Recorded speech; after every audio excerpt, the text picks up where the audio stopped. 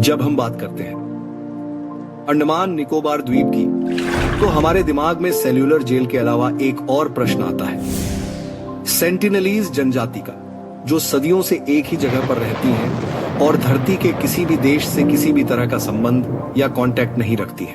अब हम उत्तरी सेंटिनल द्वीप पर रहने वाली सेंटिनलीज जनजाति की मुख्य बातें जानते हैं।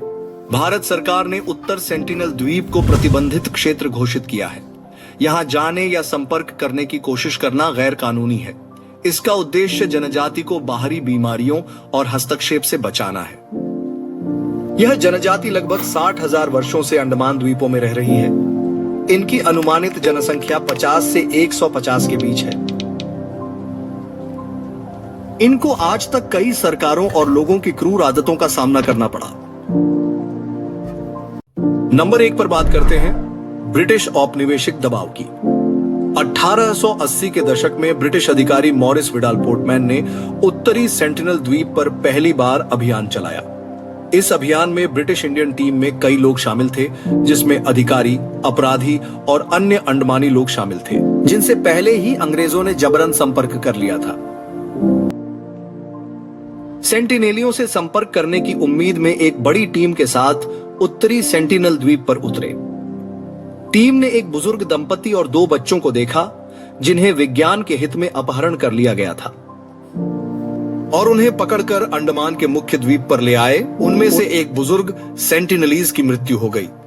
उसके बाद बीमारी और संक्रमण के डर से उन्हें वापस छोड़ दिया गया। इस घटना के बाद सेंटिनलीज लोगों ने बाहरी लोगों के प्रति और अधिक आक्रामक रवैया अपनाया। नंबर 2 पर हम भारत सरकार के प्रयास पर बात करते हैं, जो 1960 से 1990 के बीच की बात है। 1967 में भारत सरकार ने उन्हें आदिम जनजाति घोषित किया और संपर्क से बचने की नीति बनाई। वहीं 1970 से 80 के दशक में कुछ नरवंश विज्ञान अभियान चलाए गए, जहां शोधकर्ताओं ने दूर से नारियल और उपहार छोड़कर संपर्क करने की कोशिश की। सेंटिनलीज ने इन प्रयासों को ज्यादातर नकार दिया। 1991 में मधुमाला चट्टोपाध्याय के नेतृत्व में एक टीम ने कुछ हद तक शांतिपूर्ण संपर्क स्थापित किया, लेकिन बाद में यह प्रयास बंद कर दिया गया। 2004 की सुनामी के बाद भारत सरकार ने हेलीकॉप्टर से द्वीप का सर्वेक्षण किया। सेंटिनलीज लोगों ने तीरों से हमला करके अपनी उपस्थिति दर्ज कराई। सेंटिनलीज का हमेशा इस तरह विरोध करने का मकसद है कि हमें हमारे हाल पर छोड़ दो। उनका रवैया हमारे प्रति नो कांटेक्ट का ही है। 2006 में सेंटिनलीज के सदस्यों ने 2 मछुआरों को मार डाला, जो अवैध रूप से उनके द्वीप पर आ गए थे। इनकी पहचान सुंदर राज और पंडित तिवारी के रूप में हुई।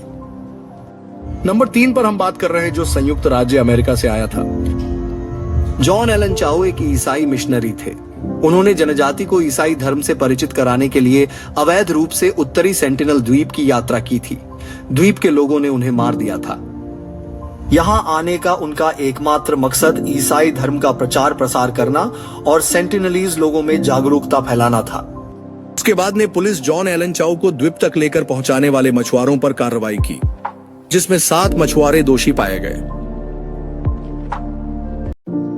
वर्तमान सुरक्षा उपाय पर बात करते हैं। भारत सरकार ने उत्तरी सेंटिनल द्वीप के आसपास 5 किलोमीटर का क्षेत्र प्रतिबंधित क्षेत्र घोषित किया है। इस क्षेत्र में किसी भी प्रकार का पर्यटन, शोध या संपर्क कानूनी अपराध है।